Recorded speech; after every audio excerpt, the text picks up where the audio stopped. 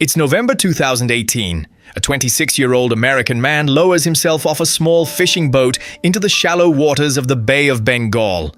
He's wearing a waterproof bag on his back. He's been planning this trip for months. He believes, genuinely, deeply believes, that he has been called here by God. The island in front of him is a small strip of jungle and white sand, barely visible through the tree line. It looks peaceful, almost inviting. He starts walking toward the shore. He would never come back. That island has no official name on most maps. It has no airport, no roads, no internet connection. No one living there has ever used a smartphone, driven a car, or heard of the country that technically claims to own it. It is one of the last places on Earth where humans live completely and deliberately outside of the modern world. And it is, without question, the most dangerous island you will never visit. This is the story of North Sentinel Island. North Sentinel Island sits in the Bay of Bengal, part of a remote archipelago called the Andaman Islands, which technically belongs to India, even though it lies closer to Myanmar and Indonesia than it does to the Indian mainland. The island itself is small, about the size of Manhattan, covered almost entirely by dense tropical jungle, ringed by coral reefs and shallow water that make it nearly impossible to approach by large boat. From the air, it looks like a postcard. Lush, green, turquoise water, white sand, the kind of place you'd see on a travel blog and immediately want to visit. You cannot visit. Not because it's expensive, not because flights are hard to book, because it is illegal. The Indian government has established a strict exclusion zone. You are prohibited from going within 3 miles of the island. No tourists, no journalists, no researchers, no missionaries, nobody. And the law isn't even the biggest deterrent. The biggest deterrent is the people who live there. The people of North Sentinel Island are called the Sentinelese, and almost everything we know about them, we don't actually know. We don't know what they call themselves. We don't know their language. We don't know how many of them there are. Estimates range from anywhere between 50 and 500 people. We don't know their spiritual beliefs, their family structure, their origin stories. What we do know is this: they have been living on that island for an almost incomprehensible amount of time. Genetic and archaeological evidence suggests the Sentinelese are descended from some of the very first humans to migrate out of Africa, possibly 60,000 years ago. Let that number sink in. While civilizations rose and fell, while Rome was built and collapsed, while the entire sweep of recorded history happened, these people were on that island. They are not primitive. They are not backward. They are a fully developed human society that simply chose, or perhaps was forced, into radical isolation. And at some point, that isolation became identity. They fish, they hunt, they build shelters.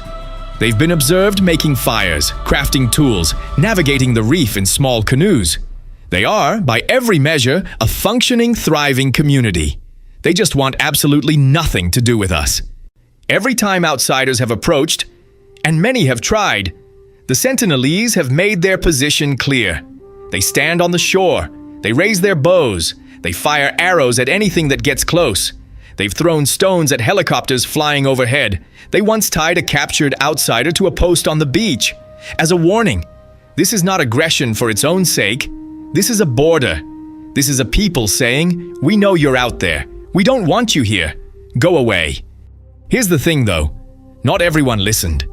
For centuries, outsiders have been trying to make contact with the Sentinelese, and the results have been, without exception, disastrous. The earliest recorded contact attempts date back to the 19th century, when the British colonial administrator Maurice Vidal Portman, a man with genuinely alarming ideas about what constituted scientific research, actually kidnapped several Sentinelese people and brought them to Port Blair. The elderly ones died almost immediately. The children fell ill. Portman, apparently concerned, returned them to the island. We don't know what those people told their community when they got back, but it's not hard to imagine it didn't make outsiders seem appealing. Fast forward to the 20th century. India gains independence.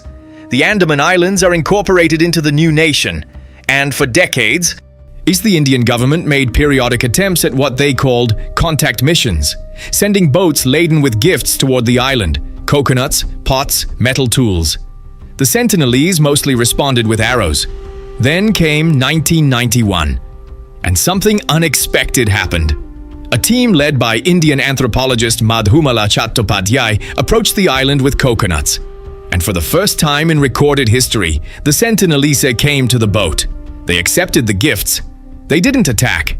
For a brief, yet remarkable moment, it looked like peaceful contact might be possible. But the Indian government made a decision after that.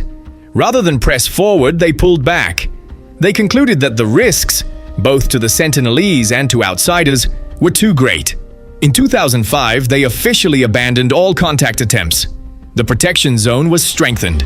The policy became clear: leave them alone. For over a decade, that policy held. And then came John Allen Chau.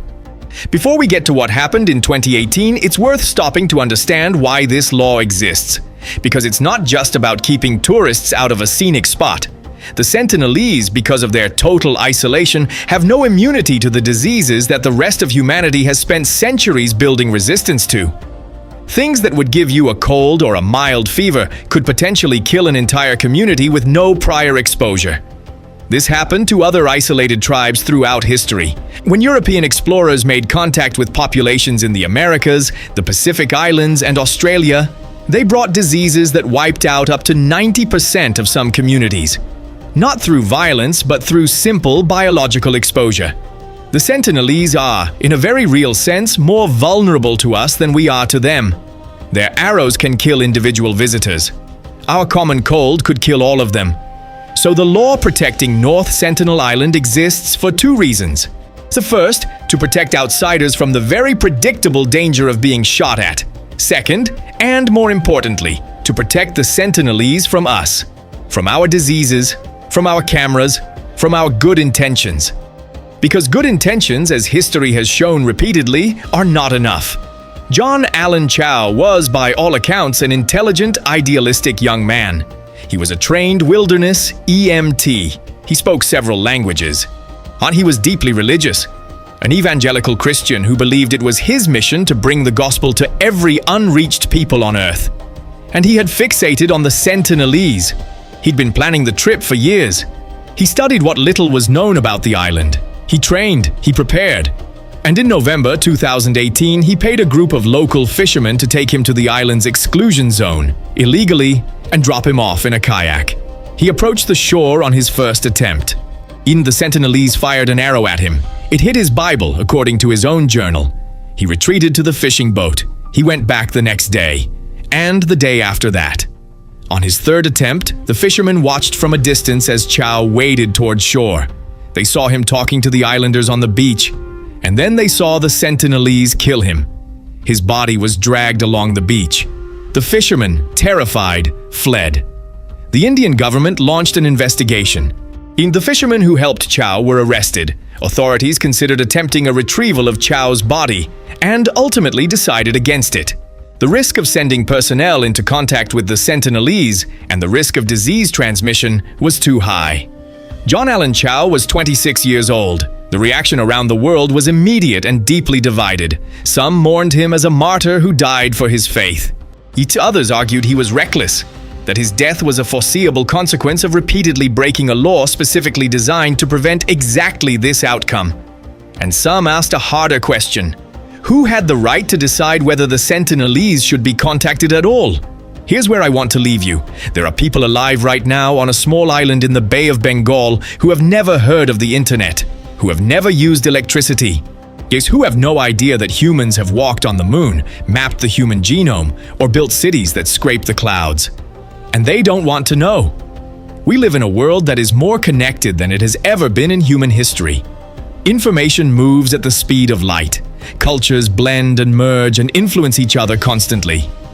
The idea that somewhere, right now, today, there exists a community that has completely opted out of all of that is almost impossible to process. But here's the question I keep coming back to. Is their choice valid? Because it is a choice. Or at least, it was a choice at some point.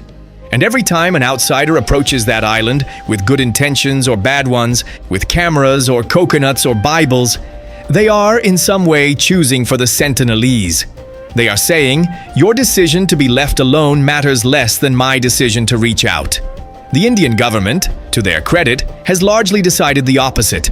Yin the law says their choice is valid, their border is real. Their sovereignty matters even without a flag or a seat at the United Nations. Maybe the most human thing about the Sentinelese is also the most radical thing about them. They looked at the modern world and they said, no, thank you. And maybe, just maybe, that's a choice we should respect.